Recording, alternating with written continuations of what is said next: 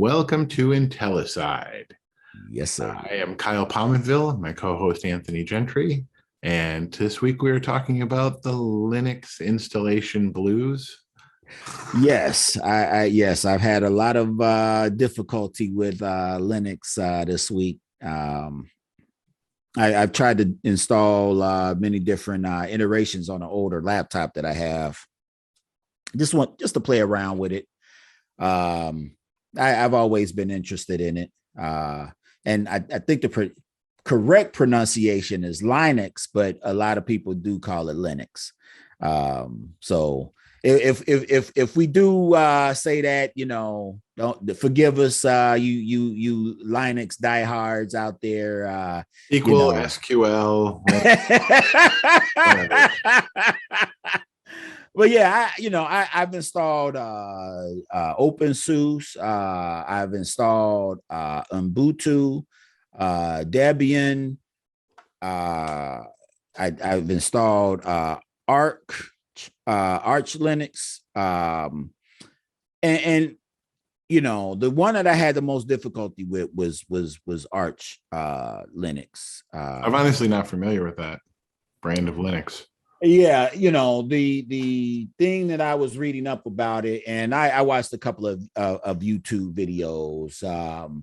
The one guy was saying because it is such a customizable image, and they have what's called rolling updates. A lot of people are taking to it. Now, again, Linux is one of those operating systems. If you know it, if you know what you're doing, it can be a very powerful system. Yeah. But as we talked before, and neither one of us are, PC noobs or neophytes.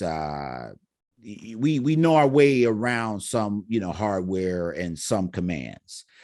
The thing with Linux is that this is to the 10th power, and if you don't know those commands off the top of your head, I mean, that's honestly what Windows really packages, right? That's really what there's the ease of use with their operating system. It's a system for operating a computer.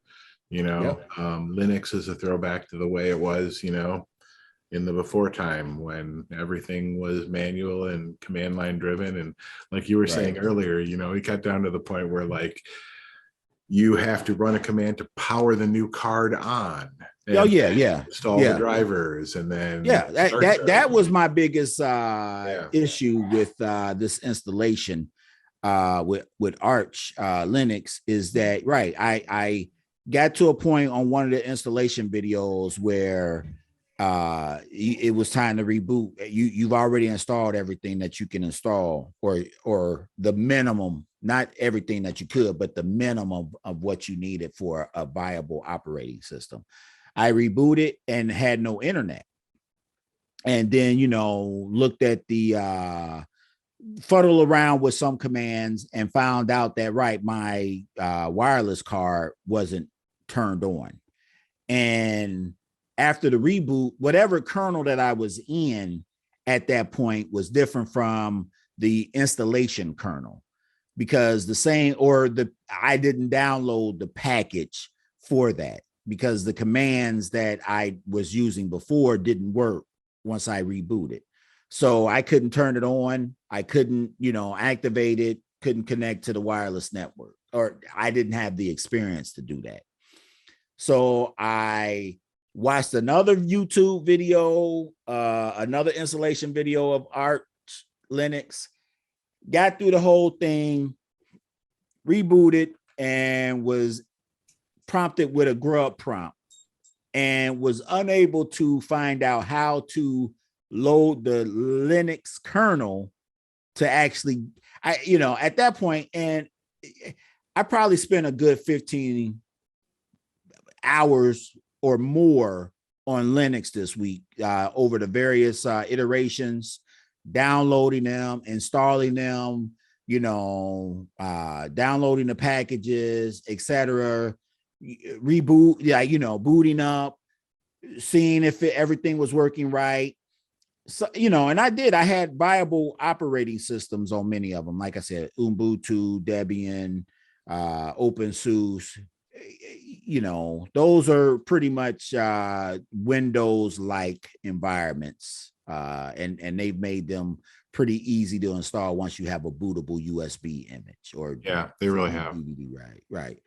I didn't like the feel of them or the interface aspect of it. So I mean, more and more, I don't know about this particular flavor of Linux, but I know that more and more they're coming out with shaved down versions for things like Internet of Things devices and wow, what am I'm having a brain fart. What do you call those? Motherboards that the little customizable IoT things. Man, having a brain. You talking about the small ones? I know what you're talking about.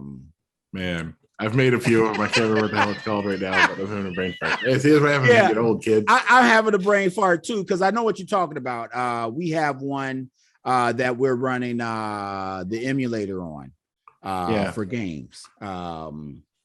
Geez, thanks, Kyle. Now I'm thinking about that flipping board too. It's not Chameleon. Doesn't it start with a C? Man, yeah, I don't remember. You just don't know how I really dislike you right now. I have one for a little like Google speaker that I made with my daughter recently. A while ago now. It's what is that called, man? Oh, you man, this is gonna drive me crazy. I bought my last one from Micro Center. All right, so here's where we pause the show, we go look it up, and then we come back. Yeah, let's do that. All right, one sec. Raspberry Pi. You suck, bro. You really do. You really do. I mean, that we spent, I don't know how long trying to think of that name or whatever. It just shows our age. Part of the problem with it is that with that name, I've never had a Raspberry Pi. So it's like there's nothing for me to mentally connect that name to. You just Well, right. But that is another thing that you have to put a lot of work in. And a lot of people who know coding can do it very easily. Yeah. I spent a lot of time trying to get that thing set the way that I needed it to be.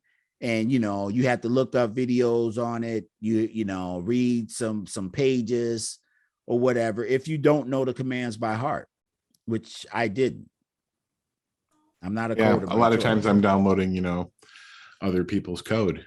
Right. Absolutely, man. I'm not a coder. I readily admit that, but that's fine. There are other people that love it, and more power to them. Yeah. But I tried to do that this week, man, and it's been kicking my butt. I've really done different, honestly, in the last 10 years, usually when I'm installing Linux, it's on a VM. I don't think I've installed Linux on hardware in a while. Really? Yeah. It's usually just unpacking an OVA file on a VM. Wow. Listen, I've had a long interest in Linux, bro. Matter of fact, here's one that I bought way back in the day. And matter of fact, this was released 22 years ago. Yggdrasil. Oh, Yggdrasil Linux. Huh. Yeah. Oh wow. Yeah. Yeah, I mean, that's how far back my interest in it goes. So yeah. What do you do with it? Dude, I don't do anything with it. I literally don't. I just found myself saying, hey, I'm gonna take the time. I got this old laptop. Why not? Yeah. So I mean, I'll be honest, I when I do use Linux, it's for something very specific. Mhm. Usually, like I mentioned, like I have a Google speaker that I made with Mhm. my daughter that's got a Raspberry Pi powering Mhm. it, and it's it's a very specific use thing. So what did you do with it? With the, I mean, like you got a case for it, and then It a was literally speaker? like a kit that we got that it's got like a car. It's actually cardboard, the Uh-huh. square of it. Okay. Man, I'll dig it out for the next time. So like she connects her phone or something to it. Yeah, it's actually you plug it into another computer to give it internet. Okay. Actually, no, I'm sorry. You don't even need another computer. You can give it power. It's got its own Wi-Fi. Right. But you have to plug it in and have it like plugged into a power source into something to in. It's one of those things like the regular speakers Mhm. are voice activated. This Uh-huh. one, it's cardboard. It's a little cardboard square, and you have to hit the button on top of it to activate it. So. Hey, but she was interested in that. You might be creating someone who has a STEM future. Yeah, it's one of those. I try to show my kids a bit about how it works. All right. It's the terrible curse that you and I founded this podcast on. Really, is the fact that we have this plethora of information, but because people lack the critical skills to pick out what's true and what's not, Mm-hmm. it becomes the misinformation superhighway, Oh and yeah, people yeah. actually. So part of it is we have all this technology now that nobody knows how to use and Right. or even understand. So you get people who think that there are microchips that can exist in your bloodstream and have power and transmit. Well, wait a minute. Hold on. You mean that's not true? Yeah, right. Yeah, like the That's the power. thing, right? Like, I mean, that's kind of where, there are people who don't understand technology to the point that they think that that's possible. Right. Well, you're right.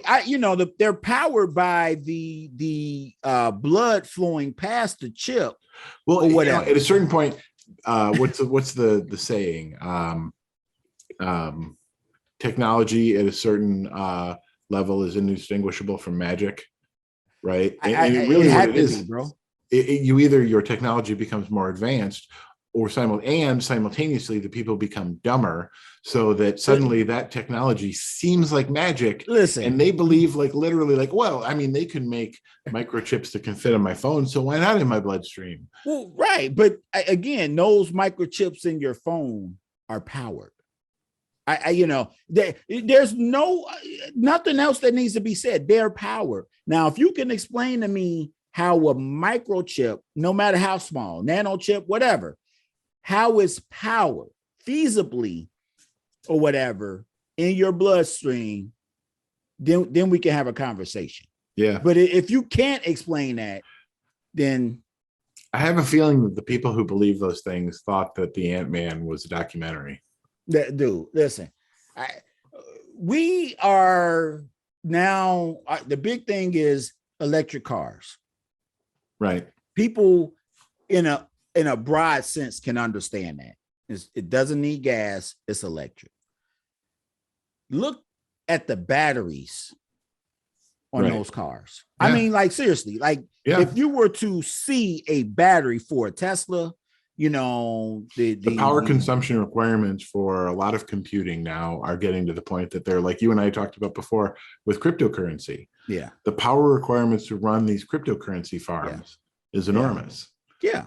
Right. And to think that we have anything that can exist on a level that can be injected. I mean, do you know what the size of a needle hole? And I mean, I'm not talking about like the big needles or whatever. Yeah. I'm talking about the ones that they use to inject vaccinations into you. Right. Yeah. Right. So something that would have to be able to pass through that into your bloodstream, how small that is, and yet you think we have a power source that can last how long? Right. How long would that need to be powered on its own or whatever to actually have somebody be able to track you? Right. I mean, seriously. And so if you can't see the absurdity in that, then we can't have a conversation. I mean, like I don't even know where to begin. Yeah. So that's one of the things I think with my kids, I try to, help them understand how the stuff works a bit so that they understand it's not magic.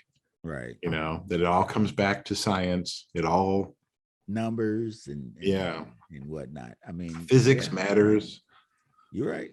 Yeah. That's true. That's true. I don't have any specific task in mind for installing Linux. It called me curious, and I'm still trying to learn. Even at my age, I'm not hanging up my IT hat and like the old soldier fading away or whatever. I still want to be at least able to say, hey, I might not know everything, young whippersnapper, but I know what you're talking about. Yeah. All right. Yes, We're sir. out of time. Oh man, it goes fast, doesn't it? Yeah, it does. Yeah, it does. All right, this was good. Great. Yes, sir. Yes, sir. I enjoyed talking. Next time, maybe we'll go into more uses for Linux, like pen testing and stuff like that. That's what I use it for, honestly, mostly now. Hey, listen, I mean, right? You're an ethical or a gray hat hacker, right? Mm-hmm. Yeah, that's good. I would say I'm a white hat hacker, but I've done too much shady stuff.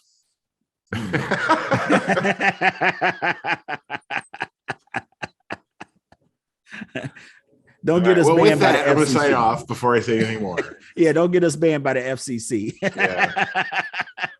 All right, man. It's been real. Signing off. Yep. You take care. You too, man. All right.